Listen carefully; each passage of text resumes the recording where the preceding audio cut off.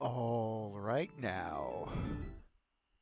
Hello and welcome back to Techno Poverty. We're doing something a little different today. Henry here. Jacob wasn't available. He'll be back with us Monday for more Maximo. But I wanted to talk comics. Some stuff came up while we've been playing Maximo, and it didn't quite fit into the Let's Play, but also Martian Manhunter, Absolute Martian Manhunter, #1, just dropped. Very excited to read this. Don't know its contents, but I know Le Guin was cited as a reference, and Le Guin has come to mind as we're playing Maximo. For those whose first time it is here on Techno Poverty, we play games, we connect them to books in the genre or on tangential ideas. We talk with the chat about the books, about the games, play through the games, see what comes of that, and we have some fun here. Typically, I have my co host Jake with me, but today, as I said, we're just going to do comics. So, yeah, I have this little overhead cam here just to show y'all what we're looking at today. We're going to be reading Martian Manhunter #1. But before we get into Absolute Martian Manhunter #1, I just wanted to talk a bit about Deniz Camp. I discovered him last year because of the Ultimates. Jonathan Hickman started writing Ultimate Spider-Man. That got me curious about the rest of the Ultimate Universe. And it's been a great ride. Cape Comics right now have been doing some interesting stuff.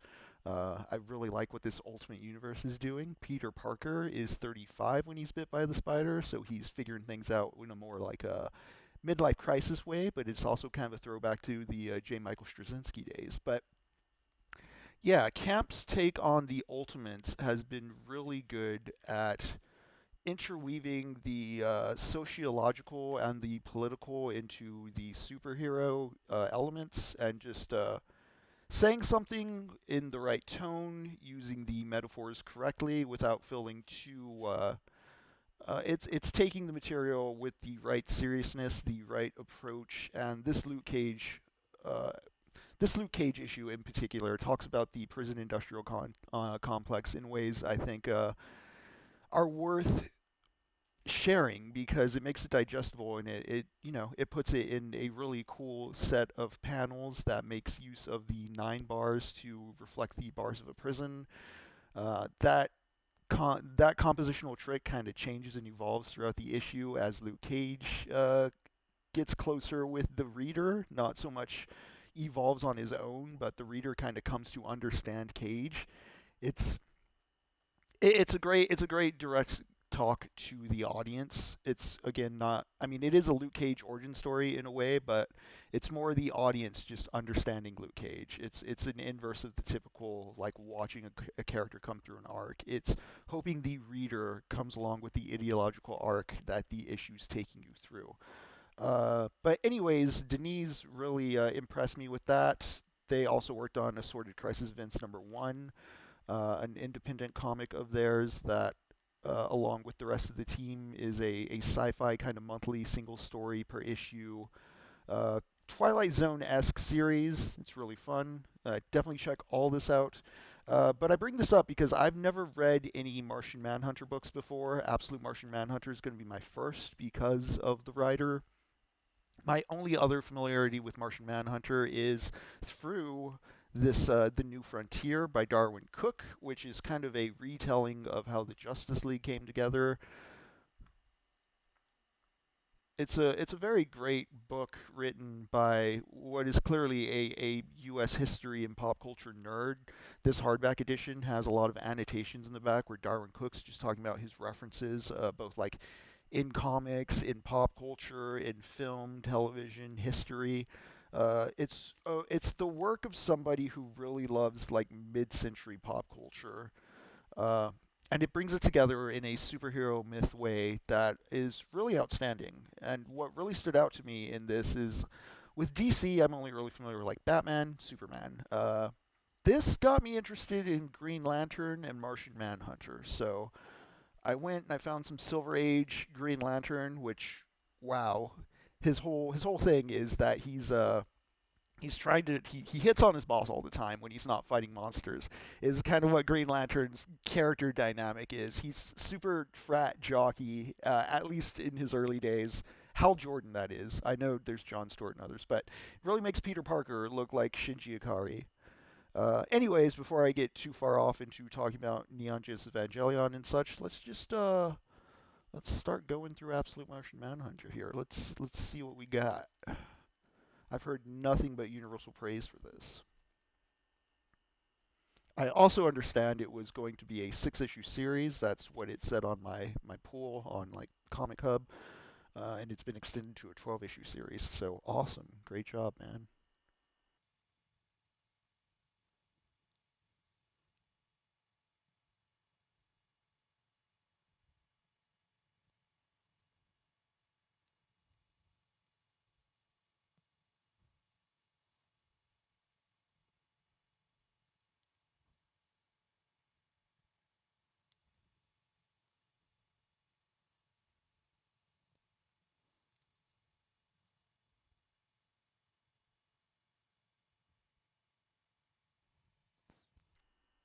What up, L-Man X1? We are reading through Martian Manhunter, Absolute Martian Manhunter, issue 1, by Deniz Camp and Javier Rodriguez.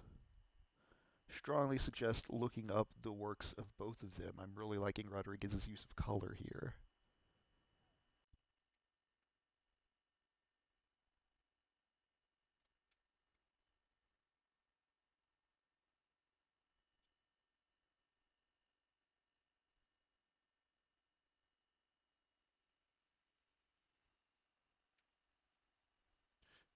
Yeah, the Rainbow Return of the Martian color pattern. Very fun.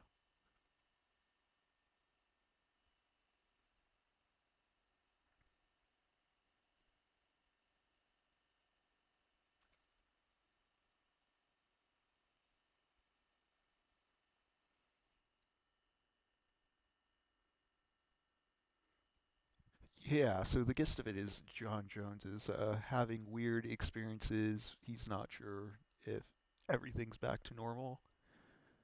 His shifting reality is in those odd colors, which I'm assuming is the presence of the Martian slipping in some way, but maybe I'm getting too far ahead of myself there. Also, just to show you what's going on, here is the cover Absolute Martian Manhunter number 1. Definitely check it out, seek it out.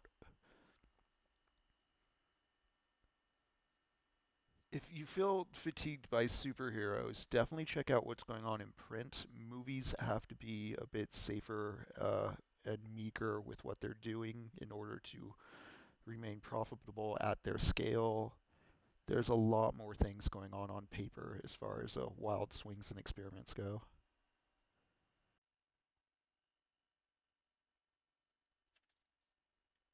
Yeah, look at this wonderful use of orange in the top left here.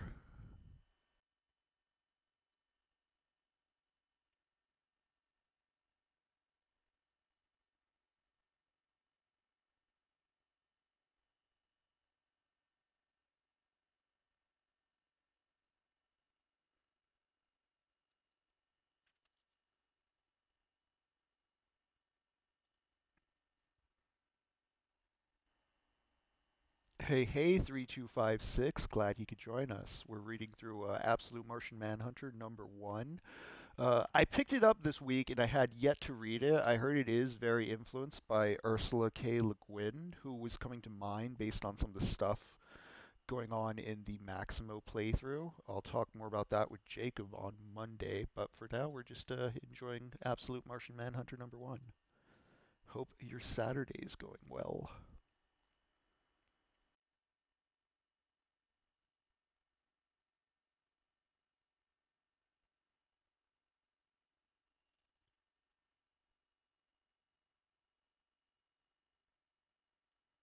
Daddy's the Martian.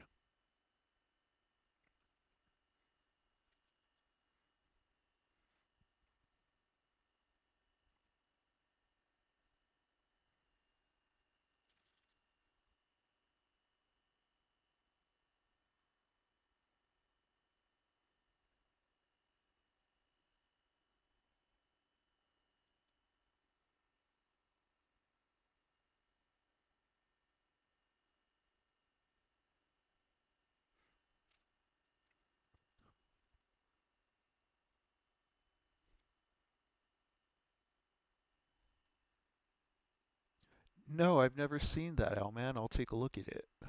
Luke Humphris. Noted.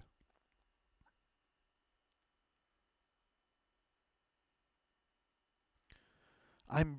Do you see how wild this Rambo's getting, though? This smoke, I guess the wavelength of the Martian or the aura of the Martian, just being able to ingest emotions or see emotions as like tangible colors on the wavelength. I really jam with that idea. It's something Ghost in the Shell 2 brings to mind as far as uh, the way machines and cameras process light is different than a human eyeball, and I've always wondered if like robots beyond the basic problems of like needing to actually make them sentient and human-like and such, just if they had mechanical eyes, or I guess even a person with mechanical eyes, would they see different parts of the spectrum or more of the spectrum? And I don't know what insanity would it be like to see radio waves, or just to see high frequency beings that uh, the regular color spectrum maybe doesn't see. I've always thought about how ideas might float in such a manner, although that's just bemused fantasy, not really scientifically rigorous.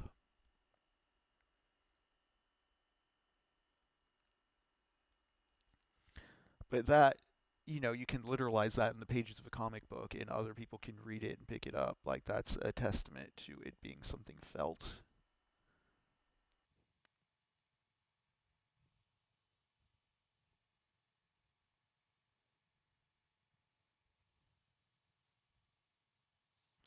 Yeah, everybody's just giving off a color, a scent, a smoke. It's the people. The people are all on fire, but no one's bothered by it. We're all anxious in some way. I like that. Things are getting out of control here. Are you seeing these pages, chat?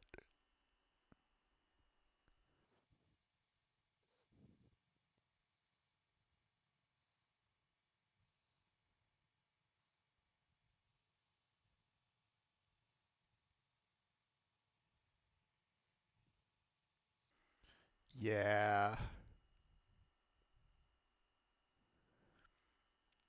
Something I used to have trouble with comics is I thought it was kind of a flaw or I was doing something wrong when I would turn a page and automatically look like across the whole spread and see the whole story across two pages. It's like, oh, I'm supposed to start here and I looked over here and so now it's spoiled, now it's ruined. But no, I find that a lot of comic art is actually designed with that in mind, or a lot of the good stuff is designed with that in mind, and will account for you kind of looking ahead on the page turn in weird and interesting ways. And I really like uh, that in this book. I really also love that in Assorted Crisis Events. I'm not sure, I don't want to overcredit like a writer or the artist, I don't know between the split, what was scripted versus what was executed, but damn, these comics are great at that.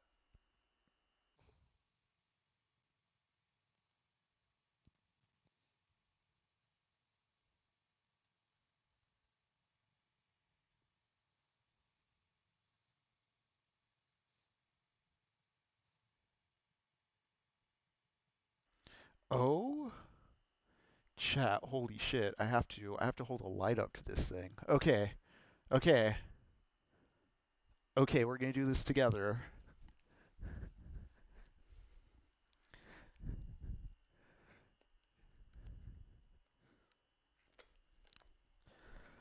I genuinely wasn't expecting this.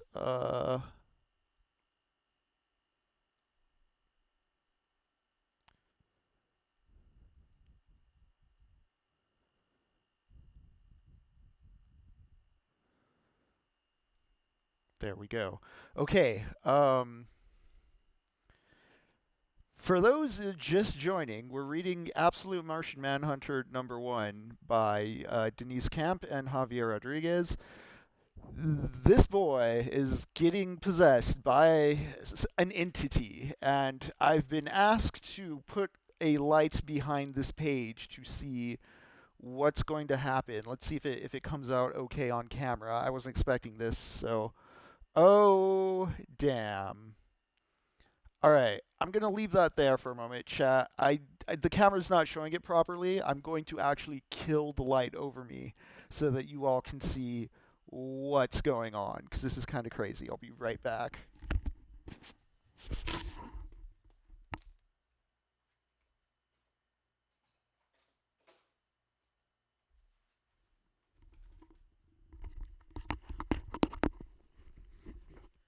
Is it legible now? Do you see how? Yeah, do you see underneath?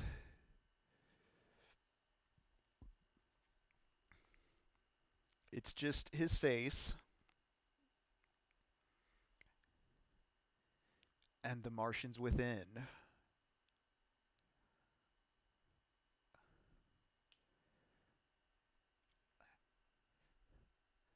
They're still doing cool things with physical media. I don't know how you would like. Is there a digital slider on the digital version of this?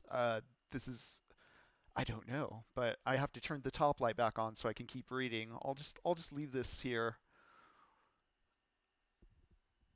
Yeah, I'm just gonna leave this here for a moment. Once again, the book is Absolute Martian Manhunter. Issue number one. It came out this week. Go find yourself a copy. It's likely gonna get a second printing. This is really cool shit. I got to turn this overhead light on so I can keep going through the issue. But once again, you're watching Techno Poverty. Thank you for being here. Wizworld Live, I have no idea that was even a thing. I'm so out of the loop on anything DC. I just have been reading the absolutes, and I kind of want to check out the two Facebook. Uh, Tell me more. I got to turn the overhead light back on so I could keep going with Martian Manhunter. But damn, I don't know if you just saw the page reveal or know about the page reveal, but this just it blew my mind here on camera. I'm kind of excited. Wow. Okay. Sorry. I'll be right back.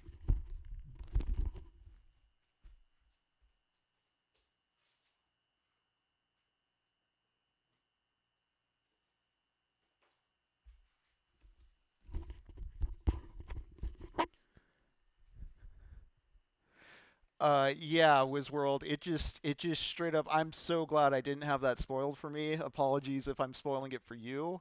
But it literally, yeah, there was a paper gag where they ask you to hold it up to the sun or put a light behind the page, and yeah, you see the Martian just in his brain. That was amazing. Oh, that was the end too. Damn. Wow. Okay. Holy crap. That was yeah, that was extremely cool. Thank you all for hanging out and doing this experiment with me. We just got through Absolute Martian Manhunter number one. Uh,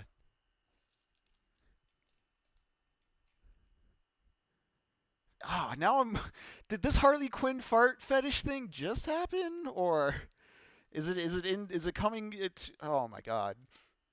I don't want it, but I mean, I am a fan of the Quinn cartoon. Maybe I'll talk about that while playing some Batman games or something. Oh, it came out this week. Okay. Again, yeah.